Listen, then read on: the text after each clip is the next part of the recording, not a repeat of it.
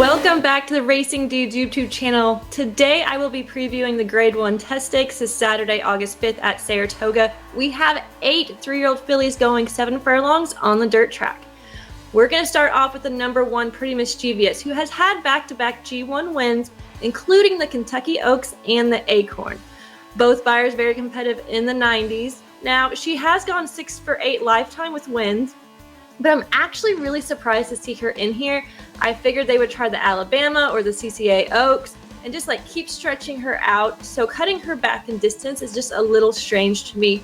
Now, she can clearly sprint. She went 2 for 2 early in her career. And with her running style, she's gonna wanna stay mid-pack because she has a strong late kick in the stretch. My only concern is she fast enough to keep up and close with a shorter distance this time? The number 2 is clearly unhinged. She was a very lightly raced 3-year-old, only having raced 3 times and winning 2 of those. Now, she was thrown into the Santa Anita Oaks back in April, where she was no match to some of the other fillies in there. They then put her in an optional claimer last race, where she got an 85 buyer, going 6.5 furlongs. She has early speed in here, but she draws the inside, which I don't love. But I do like that in her last race that she was passing the stretch and she was able to rally and come back and win. She could keep things interesting on a pace perspective.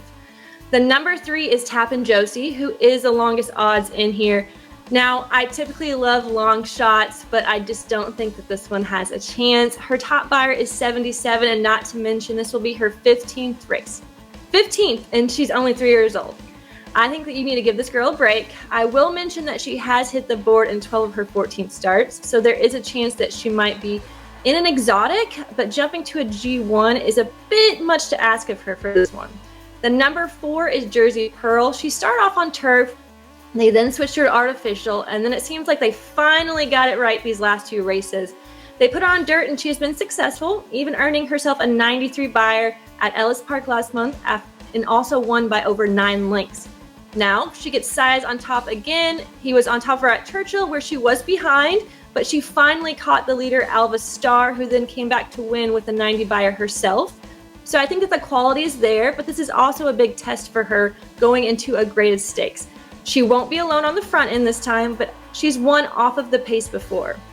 The number 5 is Interpolite, who had a high expectations as a yearling, being purchased for $250,000. She broke her maiden in October, and since then it's kind of been like, She won the Ruthless, but her last 2 attempts were not great. She did earn a 91 buyer in the Beaumont, but she should have won that race easily, and she didn't. I just don't trust her enough to play her, especially with some of the speed in this race. The number 6 is Darth Vader. We are all very familiar with this horse. She was on the Oaks Trail. She ended up getting 5th, and then she finished right behind Pretty Mischievous last time out in the Acorn. She's won at this distance before, but she's also gotten her worst buyer at this distance before too. Now, I do expect her to be a contender here. I'm not sure if Johnny V is going to try and keep up with the speed to his inside or let her stay back. She has the talent to win in this race, but I have a feeling she's more of a bridesmaid these days instead of a bride.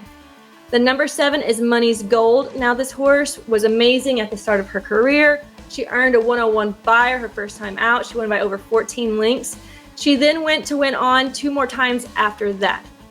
They put her in the 8 bells. She was favorited, but she couldn't quite hold back red carpet ready. She finished 4th in the Acorn, but I just don't really think that she liked that distance at all. She led up until the stretch. Another thing that I want to note is that in her first 3 wins, they were on Lasix. The last 2 were not. And there's no Lasix again today, so that could play a factor. On paper, she's the fastest in here, but who will show up on Saturday? That is the number 1 question. The number 8 is Maple Leaf Mel, who is another wild card in here. She won all 5 of her starts and progressed every single time out.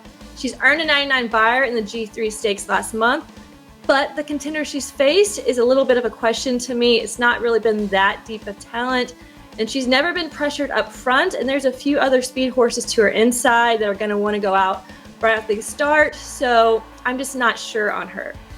So, with all of that said, I'm sure I'm going to get some backlash on this one, but who am I? You know I don't pick the favorites, so my top pick is going to be the number 4 Jersey Pearl.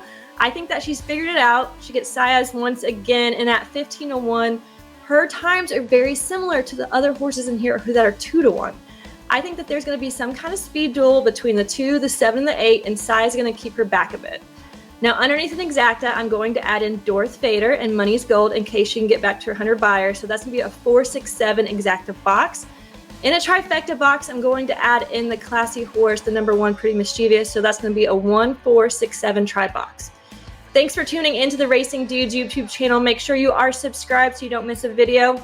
Now, I have a poll for you guys. Which track is better this summer? Is it Saratoga or is it Del Mar? Make sure you let me know below in the comments, and make sure you get the betting Bible that is now out for the Whitney. Until next week, good luck. RacingDudes.com is your home for the best free picks for every race, every track. Summer's here, our picks are heating up. We want you to join us in the fun.